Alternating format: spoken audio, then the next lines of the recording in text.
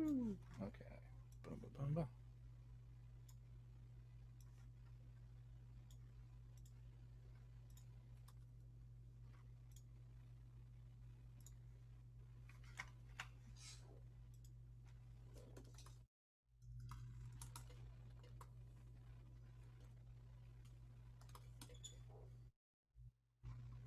Woo.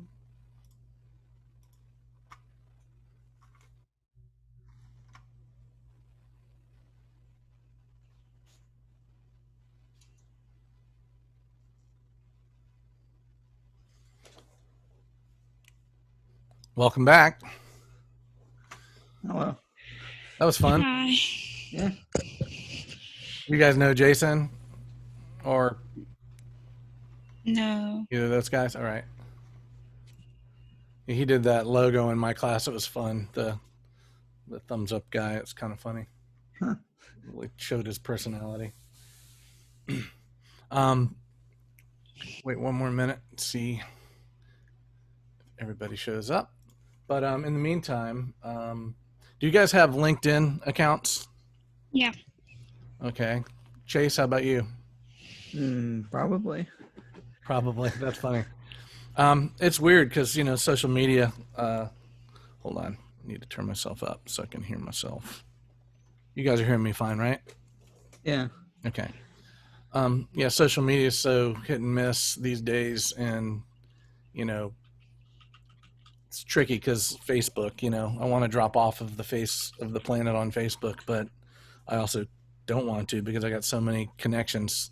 20 years of Full Sail students, which I probably don't have other contact for them other than Facebook. So it's like I'm not going to bail from Facebook because of that.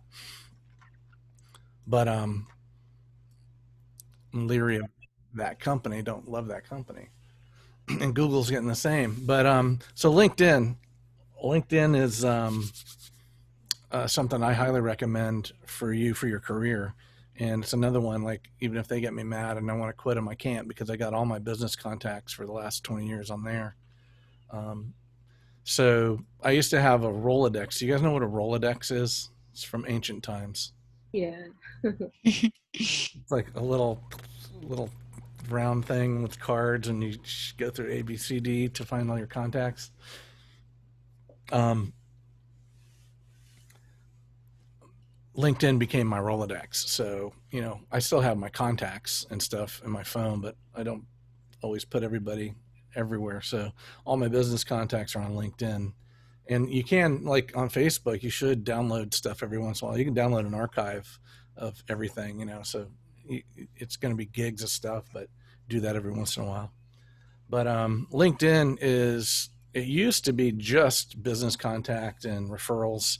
And I know this person, or I'm one person connected, or two people away from this person. But about 4 or 5 years ago, they decided to compete with other social media. They had to be more relevant. So they added blogging. And so now it totally changed the environment from, I followed groups and societies like the Directors Guild and, an advertising group and stuff like that there. But I didn't necessarily have to read everybody's personal opinion on, the best 5 ways to market on a telephone.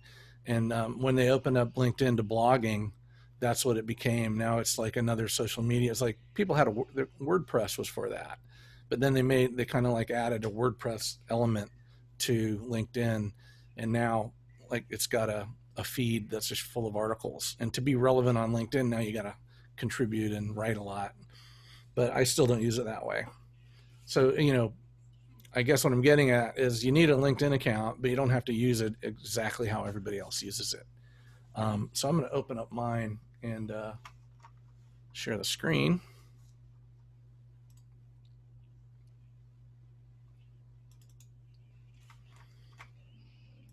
Oops. I went to LinkedIn Learning. So you need to have a LinkedIn account to use your LinkedIn Learning. Have you guys been using your LinkedIn Learning much? Used to be lynda.com. Now all that got bought up by LinkedIn Learning. So that's where you get tons of great tutorials, and I'll be sending you to a couple, I'll give you links to a couple of those next week. But LinkedIn.com, forget learning for now. Let's just go to the base site.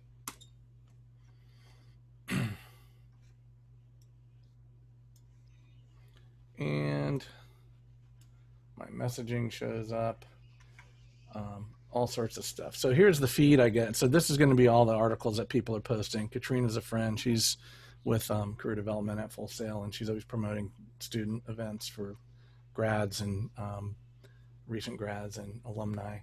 But if I go to my home page, you know, that's that. If I go to me and I can show my profile, this is how everybody that looks me up sees me. So I need to have you know, an icon and banner art. So this is why you need to update your, you know, your icons, your avatars to something. And just having your logo here, there's a lot of sites saying don't use your logo. People want to see your face. So you do need to get comfortable with maybe having one shot of your face. This is an old shot. I use different shots, and this one's kind of annoying, but you know, we're all the same way. I was like, I hate that picture of me. But at least I used it for the business thing, business designer thing. I was working with a lot of code and embedded systems as well. So I did a screen grab from one of my computer screens when I was programming and made that my background. So it symbolizes me, you know, as a developer. Because on LinkedIn, I'm not pushing myself as hiring me to be a teacher. I don't want to teach anywhere else but Full Sail. I don't want another job teaching. So, you know, it tells all about me. So this is where you could look up your art director if you can find their name and then find them on LinkedIn. Okay. And you would get all sorts of stuff like about, and, you know, this is allowing me to customize what I've done lately. And then my background, past jobs. I've actually taken some of my jobs off. You kind of keep it relevant.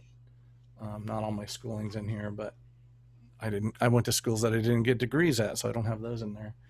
And then any, you know, if you take LinkedIn Learning, you can also attach it to your LinkedIn thing, and it says, oh, you completed this thing on like Illustrator or After Effects, and you can get certificates from LinkedIn Learning. So that's going to actually put you on the aggregated data search for when people are looking for an Illustrator artist. If you've got 10 things that you've accomplished in Illustrator in LinkedIn Learning and you post it, if you don't post them on your LinkedIn profile, they won't find you. But if that's the way you're pushing yourself as a motion designer who does Illustrator and After Effects, and then you've got all these licenses and certificates from Illustrator and After Effects, plus other people endorse you, you know, you get other people to say, hey, Jocelyn's fantastic at Illustrator. Chase is really great at cinema, or, you know, something like that. Then the more of those you get, the more relevant you come across in searches. I get an email every week telling me how many searches I've come up in and how many people want to, you know, considering me to hire for something. And I'm like, I don't really care. I'm not looking for that. But if I was looking for a job, this would be really useful. So it's really focused on your career, not your party life or, you know, other stuff. So that's why it's good. So if I go to my network, you know, I can see all the people who I have connections with. And like here's Jason, who just graduated, and he's hit me up for a, you know, connection. And I haven't decided if I'm going to accept or not, because I have rules with my LinkedIn. I'll accept Facebook for any student that I've taught because I want to stay in touch. But LinkedIn, what I'm about to show you how I use it, it's my Rolodex. So I only want people in here that I want to refer for a job for hire in my LinkedIn. So it's kind of exclusive. So I am picky in who I accept into LinkedIn. So these are people that are asking, and I'm not going to deal with that right now. So I'm going to do a search. So I'll do a quick one, and then we'll come back and do this again. I'm doing some research on a big company, and I'm researching the executives. That's who's showing up in here. But let's do the Mill. So I'm going to search for a place called the Mill, and it's a design house. I mentioned it in lecture today as an example of your competition. So the Mill, first of all, I love their logo. That's M-I-L-L. That's that word in lines. I just thought that was such a clever logo. So here are their posts, you know, and the about. So this is the company's profile on LinkedIn. And what's cool is I can go, you know, they have 500 employees on LinkedIn. Maybe I can go, you know, find people. So search employees, by, at the mill. I can search them in LinkedIn, and I don't even have a paid for LinkedIn account. This is the free account. They ask me every month, do you want to upgrade and get more access? And I was like, no, I want to use the bare bones. But I could look at people that studied at SCAD that are at the mill, that are in the UK from the mill, stuff like that. So that's a cool way to cross-reference stuff. So let's say I wanted to find out, do more complicated search. So I'm gonna search for the mill, but then I'm gonna search for people.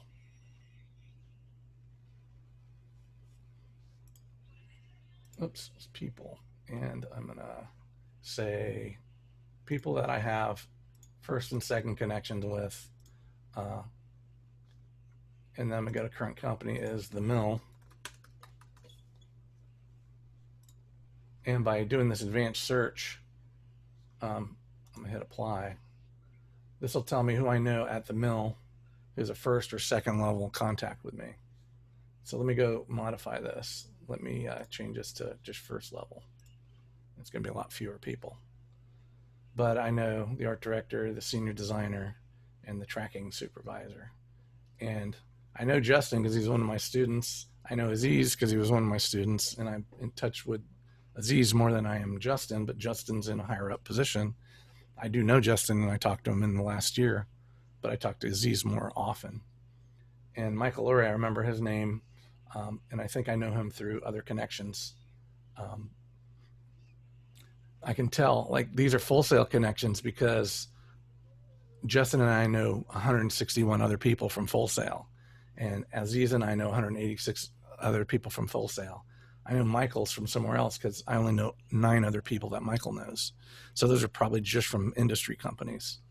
So that's what's cool about LinkedIn is I can go right to a company, go, who do I know here? I have a question to ask. I'm going to ask Aziz about something. Or I can go ask Justin, hey, are you looking to hire? But that's not really what I do. I don't bug these guys going, hey, can you hire our students? That's career development's job to do that. So I maintain relationships with them, just checking in on what they're doing, what they're working on. And when I do have those conversations, I'm like, are you looking for anybody? But I don't make that my priority. And they'll usually tell me.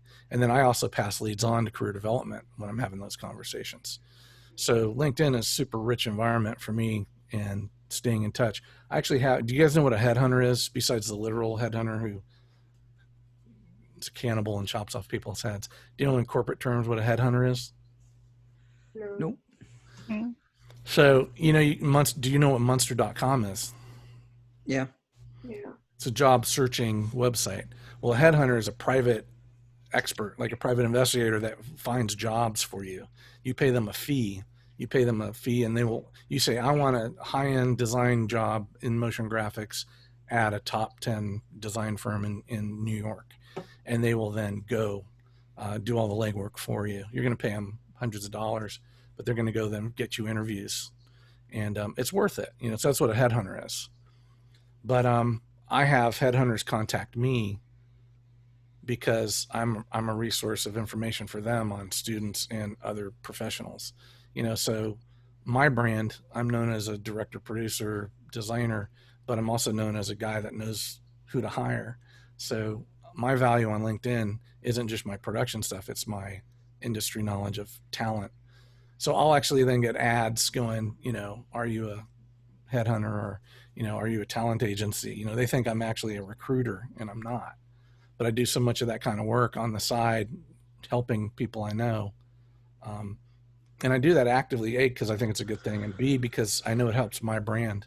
I've helped lots of people over the years, and they return the favor. Like, I don't usually call it in, but that's just part of my brand. I'm just trying to elevate all of us into better positions.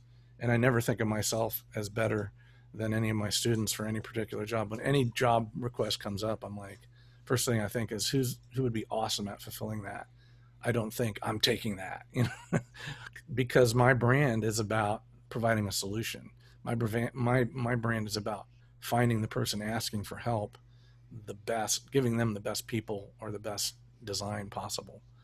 And oftentimes that's not going to come from me either, A, because it's not what I do, or I'm too busy, or whatever reason. And I have 1,500 people, all across the world that I can refer, and I actively do it every month, just to keep that part of myself alive, you know, and connected with the industry. So that's how I use LinkedIn. So let's leave this page here for a minute and go off. Let's go to EBSCO. Let's go through the exercise earlier on with doing access and finding that SWOT. Okay, not doing access, but doing SWOT. So I'm gonna log in and go to classes, go to our class. And then I'm gonna go over here and I'm just gonna go to resources. And I'm gonna go to, let's see, library. And so this is how you get to EBSCO if you didn't do it already. And it's a bunch of jumps. Okay, so I'm now having to log into a Full Sail 1. So I was on FSO, but now I'm going to Full Sail 1, which is a different service. So it passed me over to here. And now I have to go in this page. Where do I get to EBSCO? And here's EBSCO. So I'm going to click on that. And then in EBSCO, here's where it gets weird. I'm going to do a search in EBSCO. I'm going to do design. And I'm going to say motion. And I'm going to say SWOT. So I'm going to see if I can find a SWOT analysis on a motion design company. And I'll type those 3 terms in, and I get to another search entry. So this might have thrown some of you off, because I know the first month I had people do this, they're like, it didn't work. It just sent me to another search engine. So you have to do it again. SWOT, design, and motion. And now it's going to go into EBSCO. So I don't know why, the way they have to pass us from site to site to site, you have to enter in your search query twice. But once I get here, if you only did a search on SWOT, you'll get definitions of SWOT. If you did SWOT and design, you'll just start to see companies show up. And I did SWOT and design with the word motion. So, but it doesn't necessarily mean I'm going to get to design. This is scientific. Parker Hannifin Corporation SWOT analysis, research in motion, limited SWOT analysis. So this has to do with, this isn't necessarily a company. This is research in, let's see what this one is.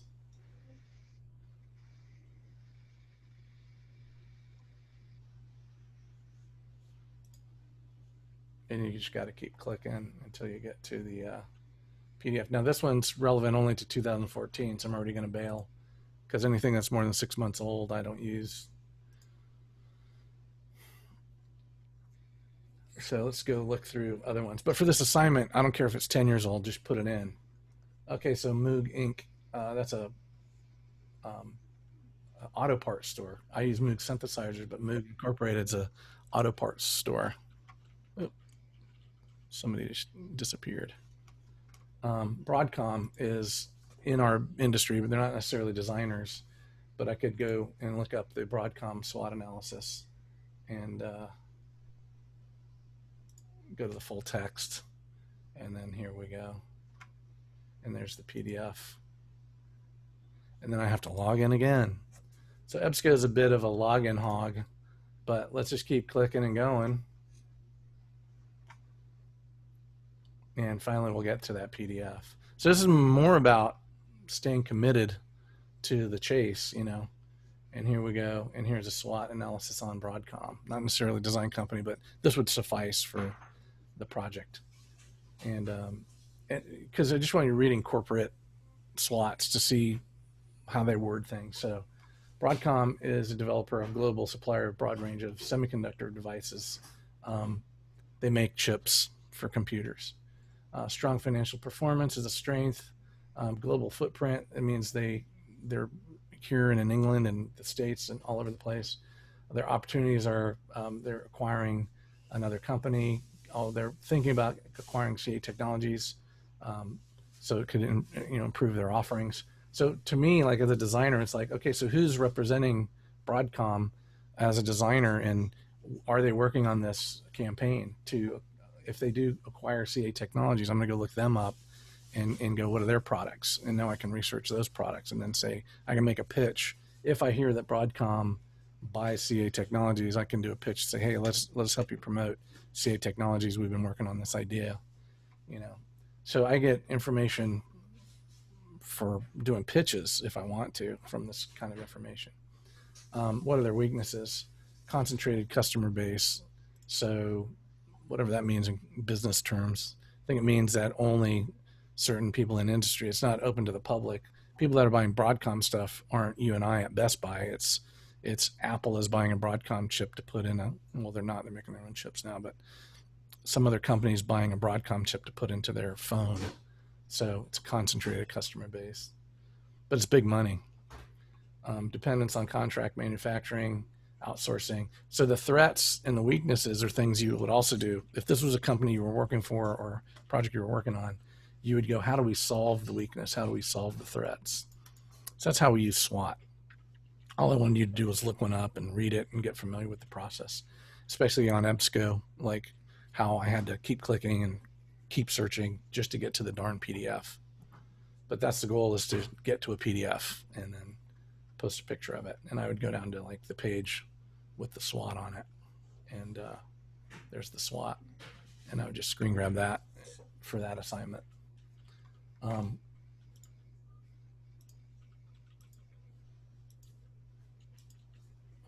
clicking back a lot.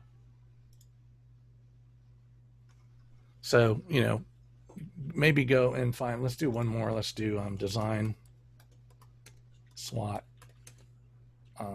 Let's just do design and SWOT and see what we get. So now we're getting Cadence Design Systems, Cure Group. There's Clary. So now, see, by taking motion out, by taking the word motion out, I got better return on design companies. Hey, now I'm not getting. sorry guys. Oh, no problem. Welcome back. So My Wi-Fi is going all crazy. yeah, ours has been terrible. Trying to get back. Who's your provider? Yeah, I was trying to get back. Spectrum. Yeah, same here. They've been degrading us lately. They took away our ability to use the phone as a access point. You know, we pay for a specific service and they're degrading it. And my connectivity's been the same, but they're taking away other things. And they've been dropping off. They dropped off on us the other night. My wife and I were working. It was late, but they just cut us off, and we called and they said, oh, it's routine maintenance. Oh wow. Just denial of service. It's like we didn't miss any deadlines, but I was ticked. Yeah. I also was keeping records of them. They would gauge our bandwidth down after 1 a.m. because we're up late, and I would always notice. So I do speed tests, and consistently after 1 a.m. my quality of I'd still stay connected, but the speed would reduce, and they're giving that to other clients, even though I'm paying for the access I get. And most people don't notice it, but I was keeping data on them.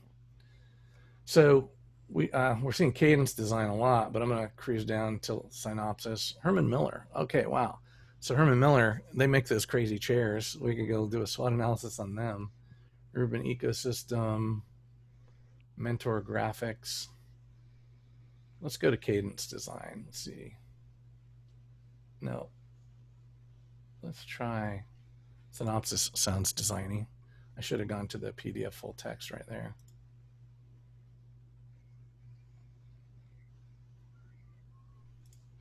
This is old, 2008.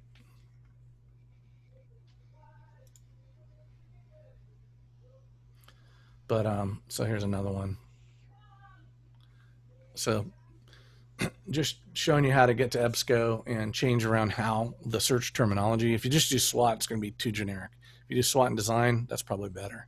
If you try to go refine it beyond that, like I did SWOT design and motion, it didn't give me motion graphics companies. It just gave me anything that had the word motion in it, and there were a lot less motion design companies than if I just done SWOT and design. So just showing you how search engines work sometimes.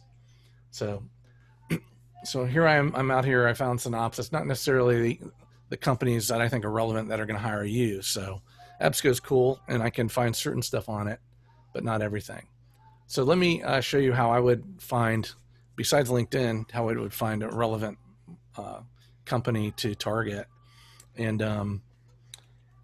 So in the nutshell, I'm gonna just show you a couple sites really fast that I don't want to get into, but Ad Age. So when I worked in Chicago and the advertising agencies were one of our target clients, I got involved with the agencies, and I had to research them. I had to know them really well, and I had to know their likes and preferences. So I'm a designer working in a post house, working for ad agencies. And so Ad Age, and there's a thing called an industrial periodical or industrial magazines. They're trade papers, they're trade magazines. They're for different industries. So there are the advertising industry has its major trades, which are Ad Age and Ad Week. So for you, if you're at all interested in advertising, and there's big money in it, but it's not for everybody. You can go here and see like what all the who the agencies are and what they're doing. Like a good thing to do is hit this, like go to the small agency award winners and see what considerably small ad agencies are doing and who's relevant and who's up and coming, where they're located, where you might want to work. So it's just basically like a newspaper for that industry. And another one would be Ad Week.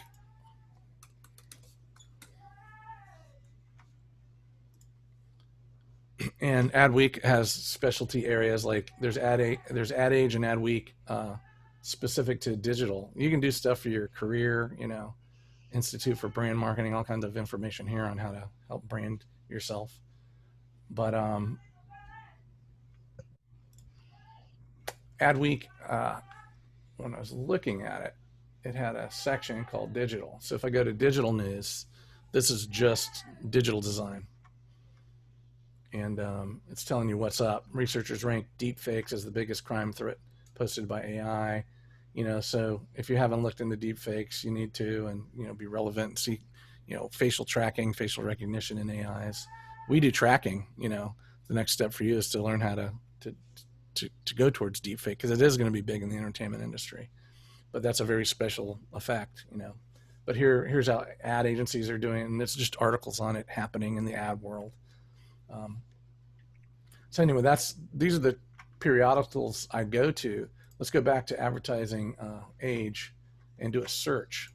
So let me go here. I could do this on Google, but let me go top agencies, because all of these magazines always have a top 10 list. And I was also showing you to go to these periodicals websites so you can get very specific ad specific content in the news rather than just going to a regular news feed. Top agencies in the Southwest. They probably somewhere down here are going to have Amazon's top agency. Okay, so maybe I'm not going to find a top 10 in here, but if I put top 10 agencies, I'd probably find it faster. I'm going to go out to Google and do top 10 ad agencies. And this, I want to make a distinguishing, determine the difference between an ad agency and a design company, because they used to be very different things, but in the last 20 years, they've sort of melded together. So this would not be a bad thing to do, is go to one of these lists and just start jotting down and looking at these companies. Some of them you'll have heard of, some of them not so much. So all of these are relatively new. Some of the, look, the Motion Agency, so that's not screaming out for our attention. So where is it at and who's behind it? And what do? They do shopper marketing, branding, packaging, direct marketing, social media, PR, marketing strategy. So then look at their clients, and then if let's say this was relevant to you, let's say this was a great company, you could go the Motion Agency, try and find, go to their website from here, and then go, and you could look at their work, research them that way. Always go to the hamburger icon. That's the hamburger, if you didn't know it was called that. You can go see their work. Their blog is going to be relevant articles about, that's mostly aligned with their philosophy, and articles about what they think is relevant, what they're doing. But if you go to about, you're going to find, don't go to contact, go to about, and it'll hopefully have stuff about their people. It has their culture. It's women owned, people led. That's cool. And then here are the people behind it. So this is awesome. So this is a woman led company, which is definitely going to be, probably more relevant than an older traditional white male owned company right now. So I would go senior account executive. I'd go like, who is the creative director, art director? There's a UI designer, director, associate creative director. So you might want to go for the vets, like the top executive EVP is executive vice president of strategy. You don't want to contact her directly going, you got a position for motion graphic designer. So you might want to find some of the senior designers, but you might want to find like an associate creative director like her, is going to be more in the age range that you're in as well. So you might go get 2 or 3 people from a company like this, senior designer, director of production. I would get 4 or 5 people from here. But for right now, we'll just go take Dana Lambert, associate creative director, and we'll go research her. So there's, boom, I would save this out as a PDF right away. But then I would do Dana Lambert, copy, and this is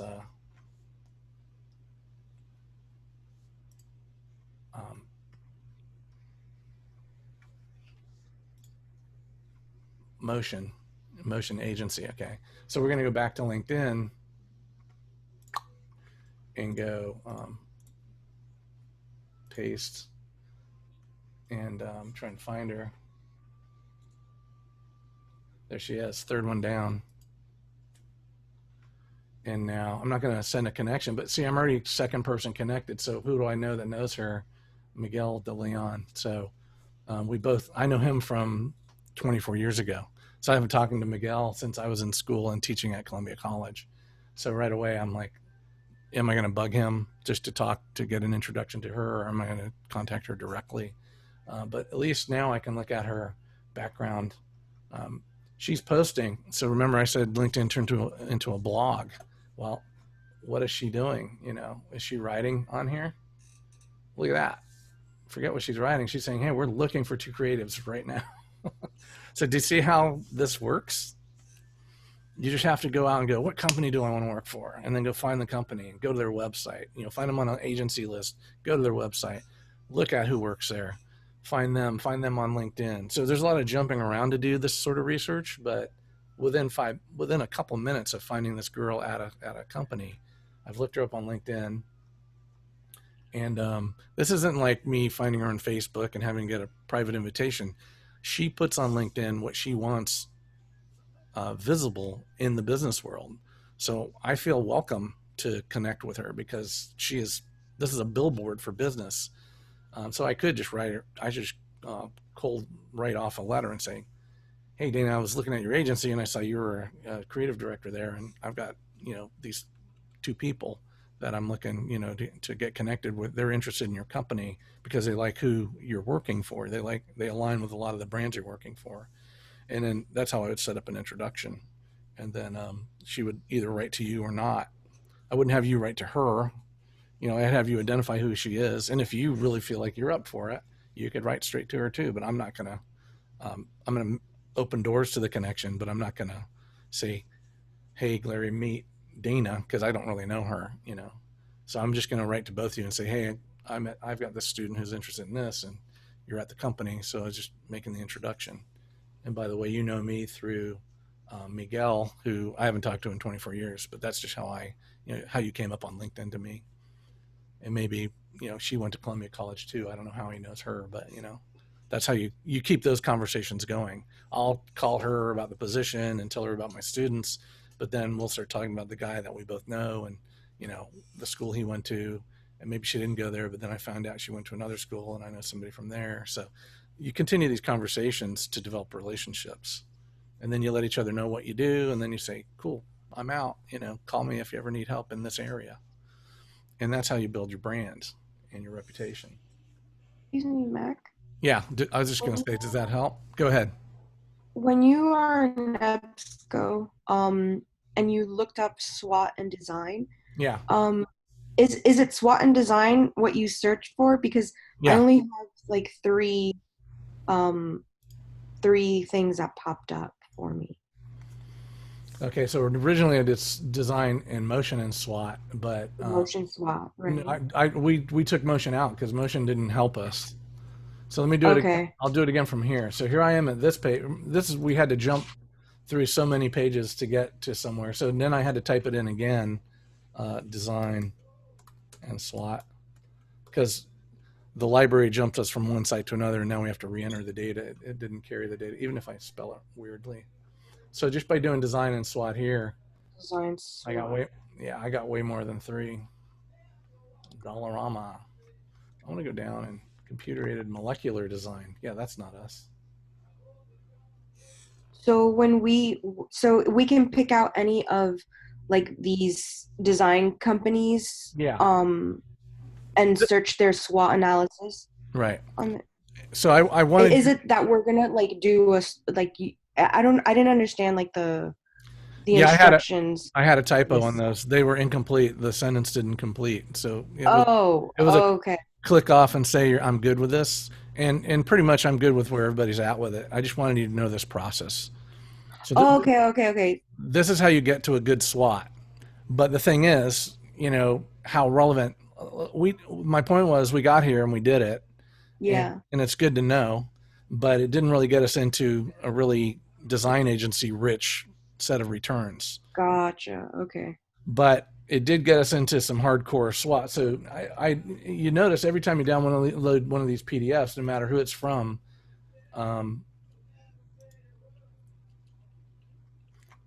waiting because now I gotta log in again. They all have the same cover page. Right. That's what I noticed too when I was doing my research. So now maybe instead of EBSCO, I can go straight to an Informa Business and look them up and then do SWOT there. I don't know, but maybe it'll be easier. But the thing is, now I didn't get the newer design companies, and I was noticing that all the SWOT stuff that was available in EBSCO tends to be from earlier on up to like 2015. Where's my 2016 through 2020 information? Because if I'm looking at stuff that's 5 years old, those companies might not even be around, So when you're doing up to speed business work, like in the industry, my resources have to be current. So a lot of these services have old data in them because they're free. You can go like find Informa, and then you could probably still get the old data from them for free. But then if you want new data, you get an account, and it's going to cost $200 a year or something like that. And then you can search SWOT on companies, but get the latest one up to last month. Okay. So I just wanted you to see this process. There's so many ways to do research. And then we just went back to Ad Age and Adweek, and we just looked for company, or we went to Google and we went, what are the top agencies, and that got us to here. And then we found Motion, and then we went and looked up the girl on LinkedIn. So that was almost more effective than going to EBSCO, but I still wanted you to do the EBSCO. Okay. And then, so like in the assignment, is it that, what are you wanting for us to? The first assignment, did you submit one that was just a definition of SWOT? I think you. No, so I looked up yesterday. I was on EBSCO and everything, and I didn't really like a design company didn't necessarily stand out. So I was like, well, let me see like Starbucks. So I did Starbucks. I did Google. That's the one. Yeah. So just submit that one, and you're good. You're good. Okay. Okay, just a screenshot of like, because it goes up and it actually shows you the entire analysis, the entire SWOT.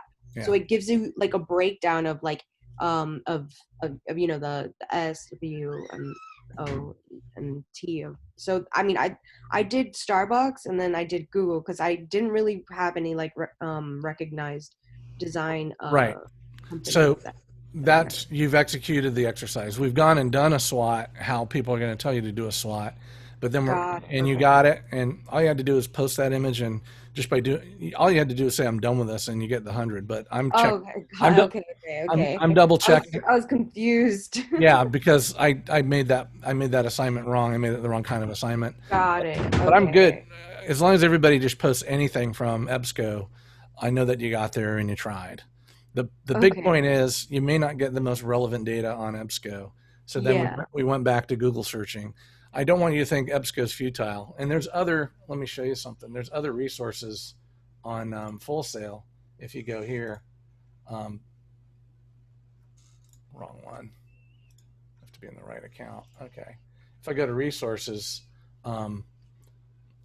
O'Reilly Learning is great tutorials, and LinkedIn Learning is great tutorials. O'Reilly Learning is books if you want to research through books like a topic.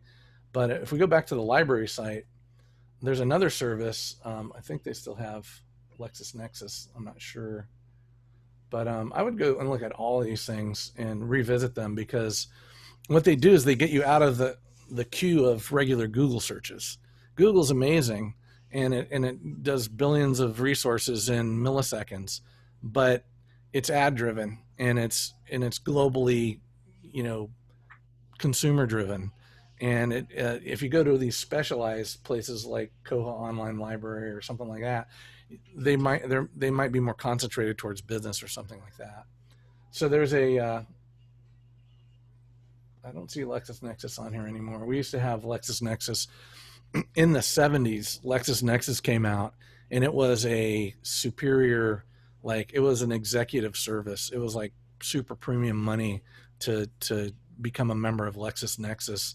And what it allowed you to get, you got, you can use your phone, or you can get mail back then, or you can get faxes when faxes came out. But you would get summaries of what's going on in the business world from LexisNexis. And later on, it became this huge database. And in the 90s, I was using it to do this kind of research.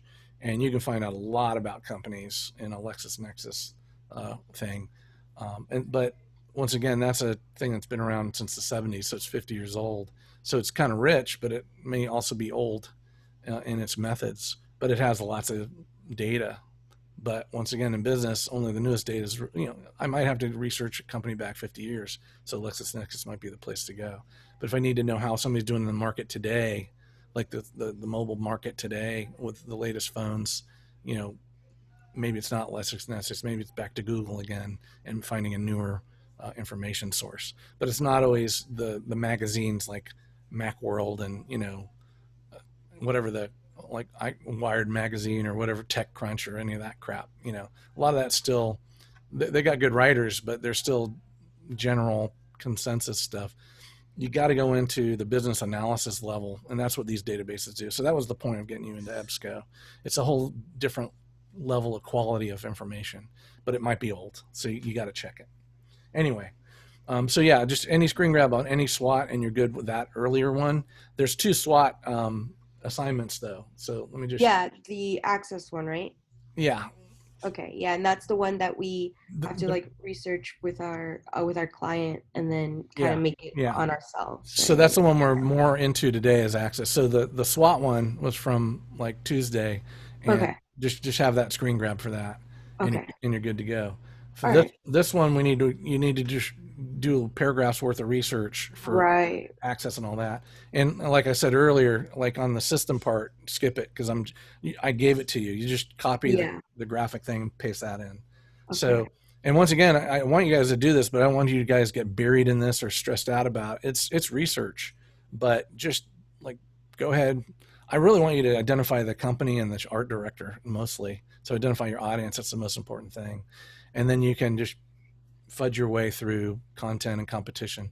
So let's do it from the top. We just did an example of how to find our art director. We went to the ad agencies, we found a new agency, and then we went back and found her on LinkedIn. And so I'd save the agency's website, I would save her LinkedIn website. I would think about I wouldn't contact her right away. I'd research her a lot first. I would look at the entire agency website. I would look at her work, where she used to work. And the bottom line is, when you contact these people, if you contact them, I'm not requiring you to contact them this month for my class. But if you did, you don't want to seem like a stalker. You do want to research them well, but you don't then want to go, no weirdly intimate details about them, So keep it professional. But you do want to get personal information. So like I said, generic stuff like, do you like hockey? Do you like soccer? Do you like ballet? Do you like opera? That kind of junk. Just the the business talk stuff that you can do. It's kind of light and personal, and it allows people to be off topic, like off of the business goal, and it's a little purge valve. It allows them to like not be so serious for a minute with you if you talk about the other stuff. And professionally, both of you will then click back out of it and go back to the business at hand. But it's always nice to have those little asides.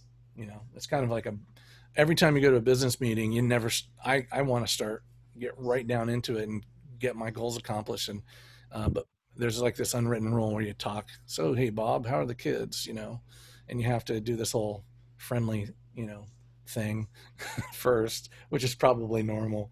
But I'm always just like, hey, we got a half hour here. I want to know the answer to these 5 questions. But hey, Bob, how are the kids? You know, you have to do that. Okay. So I kind of went through how to do it for your audience and to find the art director. So now let's go look at it would be similar with competition. So let's say let's just do a new Google search and say top motion design companies. And this is going to be for competition. So here's a list of the top 10 companies from, is it Clutch Co? So let's see if that's relevant. I've been there before. It's purple. So so Clutch Creative, Fever, Bottle Rocket, I've heard of, you know, Veracity, Spark House, Blue, Top Line, you know. So here's all these places. Explainify. Do you want to work at Explainify? I feel like we always have to explain ourselves. Good Brother. Explainify. It's an interesting name. Column 5, CoMotion. Healthcare advertising firm. So CoMotion sounds cool, but then you read, are they healthcare? I'd have to go look. Early Light Media. Oh, these are referral things. So let's go visit Early Light Media. See, they're in Baltimore. So if you're in the DC area, Baltimore area, here's their site. HTML5, they're using video in their website, blog. Let's look at work first. So I'm looking at the competition, and I'm not looking for a contact there necessarily. I'm looking at what they do now. So I'm looking at this site differently than when I was looking for an art director. I'd go to About. But work, who do they're capturing the human experience. I could watch their promo videos, probably their reel. If I go to their case studies, this is examples of how they help clients. I'm not sure if I'm there yet. Yeah, so this is a case study on rapid deadlines with Dave Rooney, case study, how brand films have big ROI, return on investment. So that's about Payasative. So that's about making money with streaming video. Connecting women through storytelling. Let's check this out. So they apparently worked with this company. Is it a not-for-profit? What is it? So they get caught up telling their audience about their product or service that they forget to tell people who we connect with most and who inspire us. So yeah, telling those stories of philosophy and your core, your brand philosophy and all that is important, because real good business people want to make relationships with companies, not necessarily just partnerships. They want to have like relationships, like we can rely on you. You know, they're not going to be family, but they're trying to do this family type thing. And it's like, you take care of us, we'll take care of you kind of thing. And in the old days, it was all based on political and power and money leverage. The best way to do business is like, hey, I love working with you guys. You got great talent over there. You complement what we do at my company. Let's keep working together, because when we do it, it's fantastic. And that's really what the coolest companies are doing. And it does work, because we've got resources, they've got resources, and when you combine them, it's fantastic. Sometimes you have competitors that you can actually work with. You'll find that if you go with that high school mentality of it's us versus them and they're our big rival, you get stuck in this like competitive state perpetually forever. And when you realize it's like Well, then there's an all-star game, and we get some of the players from their team and some of the players from our team working together, and that was the best experience we ever had.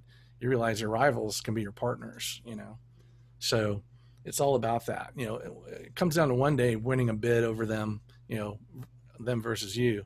But then on another day, it's you guys working together on a bigger thing. So that's why you got to learn more and more about your competition, who they are, and figure out how you're going to have a relationship with them. Some of it could be all remote, afar. You never communicate with them, and you just always watch what they're doing and try and compete that way. But getting to know them and having beers with them after work is another great thing to do. It's like you're keeping secrets from each other, but you're also telling each other what you did, and those to me stir some up the best business relationships I've ever had. Healthy, competitive relationships. So we could go look at some of this stuff. This is pretty short. So we really wanted to show a day in the lives of these women to really highlight the reach of the work they're doing for their community. So this is PR, and it's for jewelry. So let's just look at, this is relevant work. Let's see how much motion's in it. This might be all video.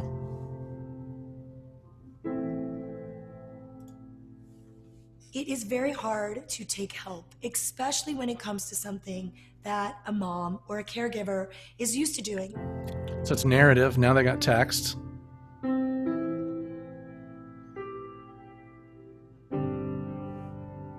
I am the founder and executive director of a charity called Sparrow's Nest. Hey, are you done? Our mission is to feed the families of caregivers that have cancer in many areas of the Hudson Valley. Okay, so here's Michelle. Right. Can you carry 2 at a time? I can. We wanted to make sure that we were... So I'm going to jump to the end to see if there's any motion graphics at the end. That $25,000 donation, it lifted our spirits, and it has just led us to continuing to be able to feed more and more people. So let me tell you really quickly what I got from that. So this is a example of what this company, Early Light Media, did for that not-for-profit. And it was video and narrative driven with some on-screen text. The motion graphics were just the photo montage, and they did that at the beginning and the end. So this is a company that, let's go look at the about.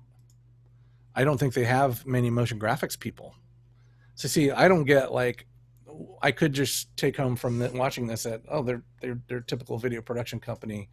What I take home is what they don't have, So the opportunity in SWAT for you with this company is they I'd have to look at more examples of their work, but they don't seem to have a strong motion graphics element, at least in that particular gig. And so that's somebody I would put on my target, hey, these guys are in Baltimore. I'm from Baltimore. Maybe I'll work there. And they need help with motion graphics. So that's how that's going to be my strategy to approach them. So this is why it's so pertinent to go do this kind of research, is you'll identify not only companies, but what their skill sets are and what your skill set is and how you can complement them. And then, so now the story you're telling with a pitch to them is, I love the style of cinematic storytelling you do. I really think I could add some minimal motion graphics to that, a little bit beyond what I'm already seeing. That might be going too far, kind of insulting them. But you got to be careful how diplomatic you're about saying that. But I love, compliment them, because it's really nice. They're using rails, motion control rails, to get these pans. Everything looked really good. They got lens flares that are real from the cameras. The photography is top notch. The storytelling's top notch. The blocking and structure and editorial, how they chopped the story up, is really well done. So these people are contenders. They're players. They're top notch. They just don't have motion. So boom, opportunity. Their weakness is your opportunity. Their weakness is your strength. That's an opportunity. So, goofy SWAT stuff, but all of a sudden we've identified a company in Baltimore that needs motion people. If you just go by the fact that career development is going to contact you and you're going to find an ad in the newspaper, or on some job site that says we need motion graphic artists, you're at the base level of how people are looking for jobs. And everybody's doing that. Everybody's expecting their school's career development department to solve the problem for them. and or just minimally going out and sending out some resumes and looking at want ads. And that's what everybody does, but it's barely competitive. You have to actively research, and you have to design where you want to work. You have to find and design your job. And this is how you do it. You go out and find the companies like, it'd be great to work there. And then you find the role that you would play. And since you guys studied motion, it's going to be motion based. But yeah, that's exactly what I'm talking about right there. And it's just from going to randomly one of these companies on a list. And I might pass this on to Katrina at Career Development and say, hey, I noticed this company, really solid, and let's keep an eye on them, see if they're hiring for motion. Or, you know, they definitely hire for our film program, but go to about again. Do they have a or hiring page? There's their client list. You know, so yeah, they've got really big clients and some not so big, some local and international clients.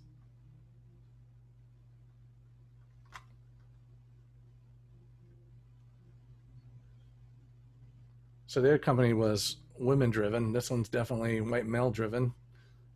Here we go. She's an editor, controller, account manager. So that's typical old company structure. And also, yeah, so that gives you a good look at a lot of aspects of that company from just visiting their site. So, and that's how you find your competition, but it's also how you find your potential places to work at your level when you're new to the industry. So we found an art director through searching. We've found competition. You just got to look at what they're doing. You know, once again, let me show you what's typical. Go into YouTube and searching on YouTube for motion reels. Everybody does this, and you know. So now you got hundreds and hundreds of hours worth of viewing to look at motion reels on YouTube. Same thing on Vimeo. But you're finding competition that way for sure. And you're finding professionals and students. So YouTube's going to be rich with a lot of stuff, relevant and irrelevant. If you go through agencies and then target through agencies, you're going to get more refined feedback. You're going to get more refined information on competition. So that's my point. Everybody searches YouTube and Vimeo and looks at motion reels, and that's fun to do. Keep doing it, and get on Behance.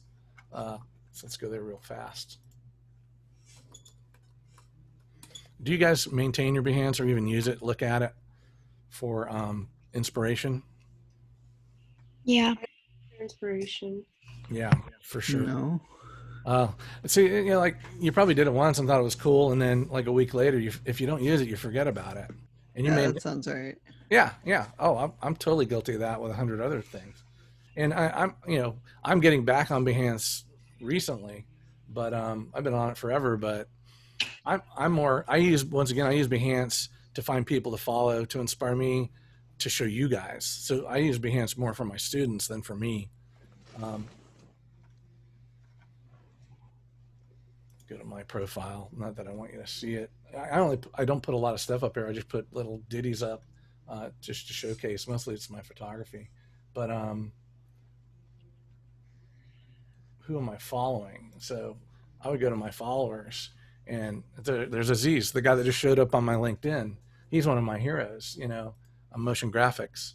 So, you know, Aziz has worked on some fantastic stuff. And this is just his Behance. You really got to go to his YouTube and his Vimeo to see what he's done more recently. Because like he's got his 2018 reel on here, but doesn't have his 2019 or. So he worked on Amazing Stories. He's worked on a lot of cool stuff. Mickey is just a kid that I loved when he was in school, and just been a fan for years after they graduated, but don't stay in touch much, but I definitely follow the work. But Jeremy Cowart, this guy is one of my top favorite photographers of all time.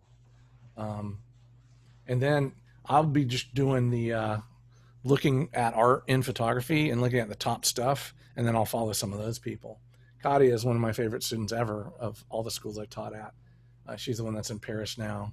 But she had a master's in fine arts before she came to Full Sail, and she studied in Paris. So like when she did illustrations, we were all just like, oh my gosh, like so good. And Katia's going, oh, this sucks. She's drawing this masterpiece and she hates it. And we're all just going like, shut up, stop hating like that great work that you're doing. But she's really gone hardcore into motion design. And when she moved to Paris, like if you follow her on Instagram, you can all go back a couple years when she got there. And she told the story of putting her machine together and her render cards and how she set up for Octane. So she's not just a monster of an artist. She's like a killer technologist too. But, now that she's got her system up, she's more focused back onto her art. Should definitely check out Katia. Handel is another one of our super grads. But Ian White, my gosh, amazing photographer. Kat's another grad. Kevin Yang's another grad. Mike Campau and Mike and I'll show you Mike here. Mike Campau is the Photoshop artist that works with Tim Tatter, the photographer. So the two of them work as a team together, and they're never in the same town. Tim's in LA, and I thought Mike was out of Chicago, but now he's in Miami. And these are some of the campaigns they did. This is one of my favorites, is when coronavirus hit, they did a thing on custom masks. And it was just super well done. Custom photography and then turned into a mask and then printed and then, utilized. But so I go find people on here to follow. And so this is another place where you could find your mentor or your art director, and you could also just search by art directors, by in title. But here's Tim Tatter. So, well, actually, see, this is Mike did the Photoshop work to this, but for Life Proof, but Tim did the photography. I'm not going to show you the whole video, but I'll go to Vimeo, Tim Tatter, and Tim's probably also on,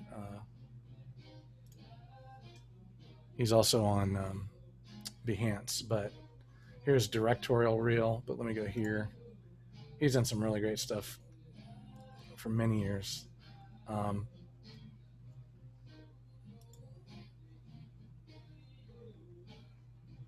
Yeah, the Life Proof stuff's way farther back. I have it linked in other areas, but it's 30 seconds. So watch his Red Zone, or let me go back one and do his directorial reel, which is 1.5 minutes.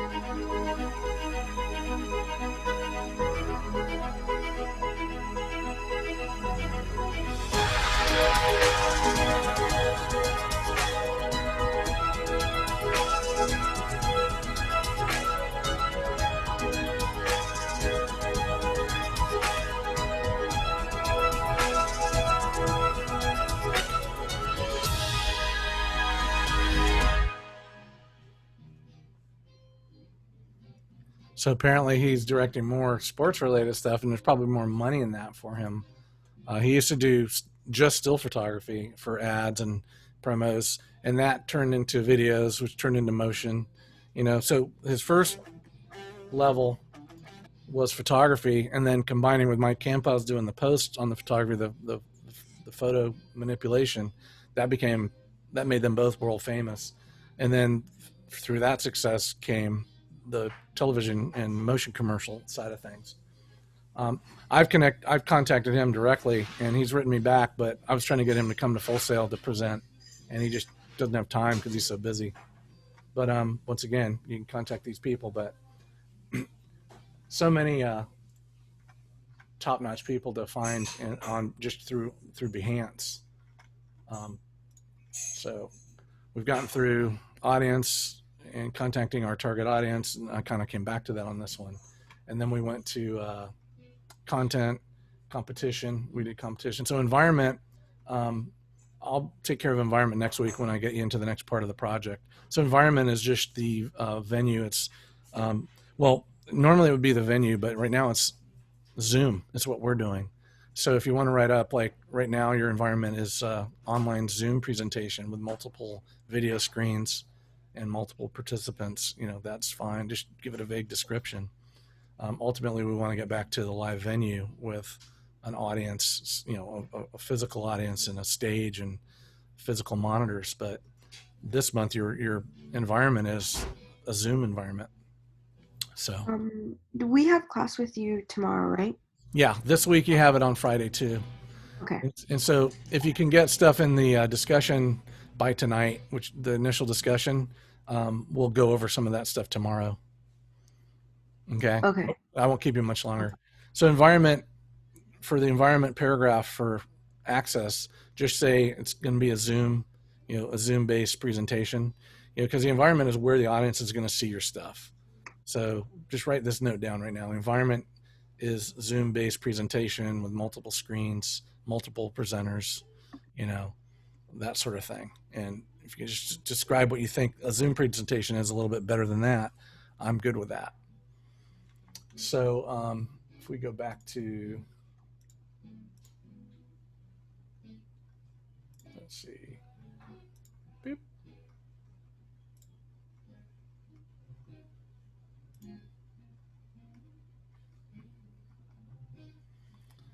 The system, you're just going to put this in, okay? And then for support,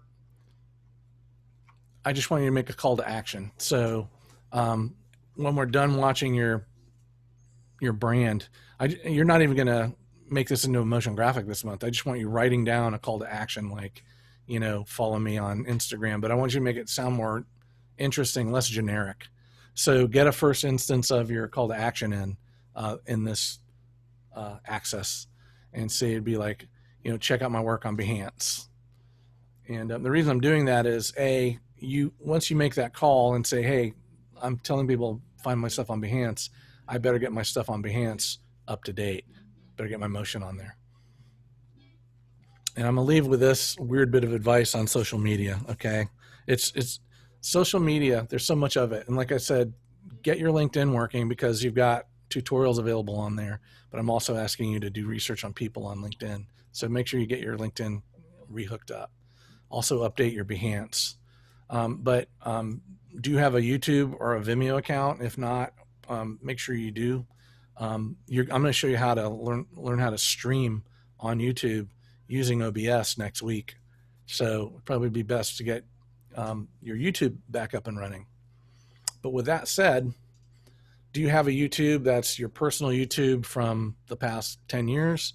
Has it got a bunch of high school, stuff on it? Like my kid life. Do you want to start a new Gmail for your brand so you can start a new YouTube account for your brand and just have motion design stuff on there that doesn't have,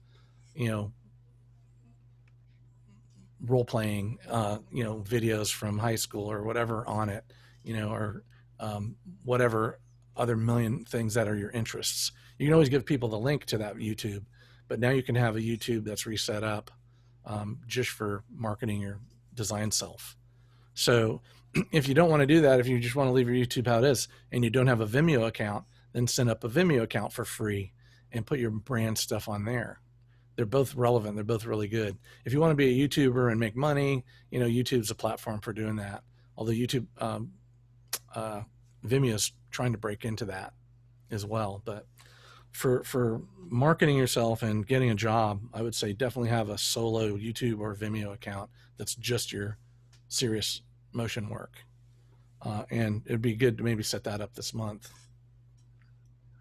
That way you can put assignments on there, and you can also put portfolio and demo reel stuff up on it. And when people go there, they don't see a bunch of other junk. So my advice, other than that, on social media is there's so much social media out there. There's so many platforms and so many media types. Here's a thing that I suggest to a lot of people. On your Behance, let's go to my Behance for a second. So all I have is 4 projects of photography up here, and they're just kind of generic teaser. You know, like you want to see the quality of my photography. Here's when I was in California. This is what I see when I'm on the coast. You know, no people. It's just landscapes. You know, it's just places with feelings. Like, I want to be there. I remember that. I want to be there. Other people couldn't want to be there. It's very peaceful. You know, so that's really what this is about. Is about feeling and mood. Not that big of a deal. I don't have my best work up here. I just have some examples. Notice I don't have any videos here. So my videos are going to end up being on YouTube and Vimeo. So if we go to Vimeo and go to my profile, see, these are private, so people can't see these. But the stuff that is visible are just me playing around as a teacher doing motion. Like this is me doing tests on Google Earth production studio where I can render videos from Google Earth. So I did that. And I only put that up so my students could go, hey, you can render out Google Earth? Yep. This is a workshop I did. This is another workshop I did. This is me playing with analog video. So like my Vimeo stuff is my behind the scenes. This is the stuff I'm experimenting with, playing with. It's not my demo reel. It's just like, hey, are you interested in the weird stuff that I do in the background that's all industry related and tech related and graphics related and media related? That's what's going to be on my Vimeo. But I also use my Vimeo as well as my YouTube as a client space. So like these, the Air Force can see and the public can't see. Some of them have gone public because they're final versions. So yeah, all my experimental stuff is on my Vimeo. So what I did, I compartmentalized. I got 2 or 3 video spaces that I can put video up on, but one I just put my behind the scenes experimental stuff. And the other I might have if I have my demo reels on YouTube, let's say, I can now have a call to action that says, I might post an event on Instagram that says, hey, watch our live stream this Saturday at 8 o'clock. And I might do that on Instagram, Twitter, Facebook. I might promote it on all these other social media. I'm going to promote this event that's going to happen live on Saturday at 10 p.m. to 11 p.m. And then when it's done, the stream is going to get posted as a video on YouTube. So the event is on YouTube, but I'm going to show what I did to build the gear that I used for that show. That's all going to be on Vimeo. So like Instagram, Facebook, they're all going to do call to actions to get you to the event on YouTube on Saturday at 10 o'clock. But I'm going to have a call to action after that video at 10 o'clock, and it's going to be on the archived video stream. And it's going to say, hey, you want to see the behind the scenes? Go to my Vimeo. So what I'm doing is I'm using these call to actions to ping pong people around my social media space, my media space where I keep different types of content. Does that make any sense? Yeah. Yeah. So like you use social media A, where you're going to text and chat and share pictures, use that as promotion. And then you have the live event happen, you know, and all that's changing because like a YouTube live stream is cool, but it's different from, what's the thing and what's the name for the stuff in Facebook and Instagram? There's your feed, but then there's your story. So like Facebook stories are totally different than streaming YouTube. They can both be videos, but what's the difference between the two? You tell me, and then I'll dismiss you guys. A live stream video on YouTube, when it's done, it usually gets archived and it stays up as a video. What's the difference between that and a Facebook story? Well, Go ahead. go ahead, Chase. I don't even know what I was gonna say. I feel like you get the whole thing having it live rather than just on the story, and it's longer on Right. time. And even, okay, so let's talk about the live YouTube stream. Let's say it's an hour-long concert and you do it. People were there for the event, which is really cool. And then they can chat and they're in the chat forever. But then when it's done, it gets turned into a video and gets posted at the same URL as the live stream was. So it's there live for an hour, but then it's there forevermore until you take it down. A Facebook story is something you put up and it's only up for 24 or 48 hours and then it goes away. So that's kind of cool. They're like 5-6 years ago, I forget which particular social media it was chat that disappeared in 24 hours.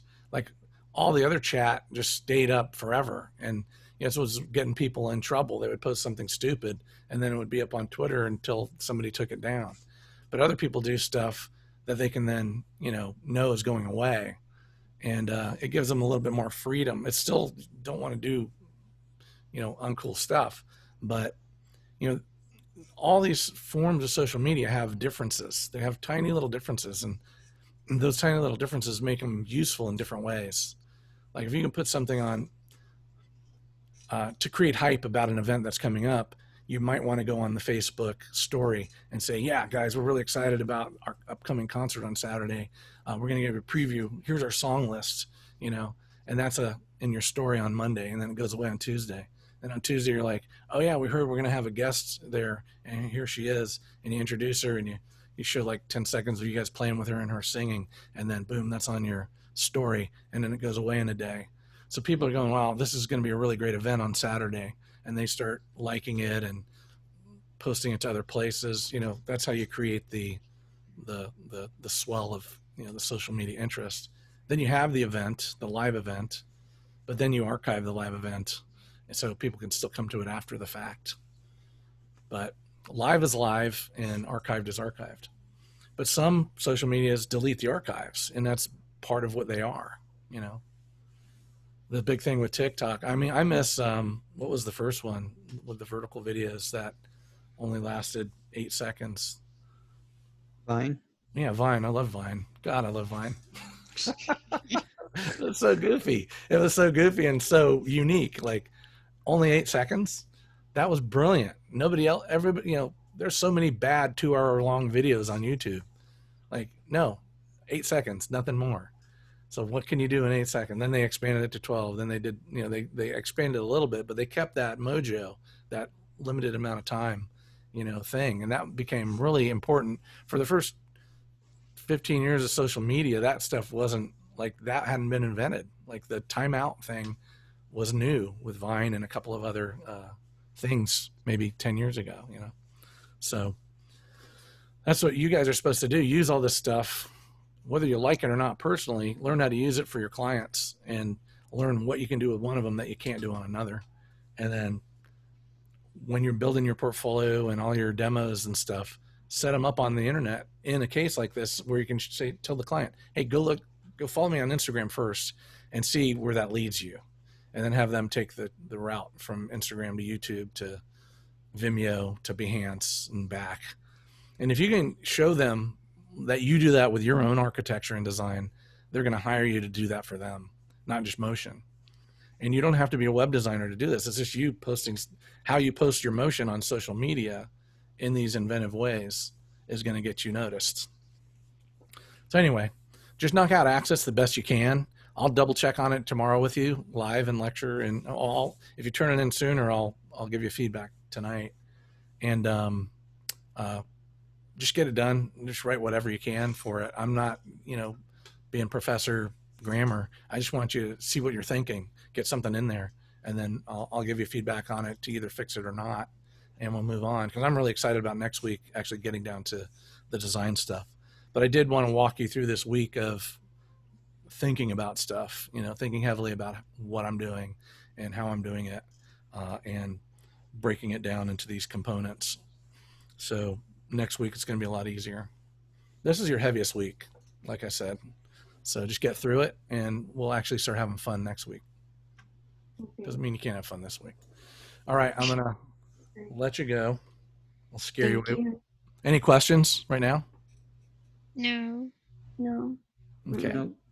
All right. Well, thanks for coming to the second session and going so long. We went an hour and 20, but yeah, hit me up if you got anything specific you need. I can get back on Zoom one-on-one, or just hit me up on the FSO and I can give you a feedback there. Otherwise, I'll see you tomorrow at 3. Okay, thank you.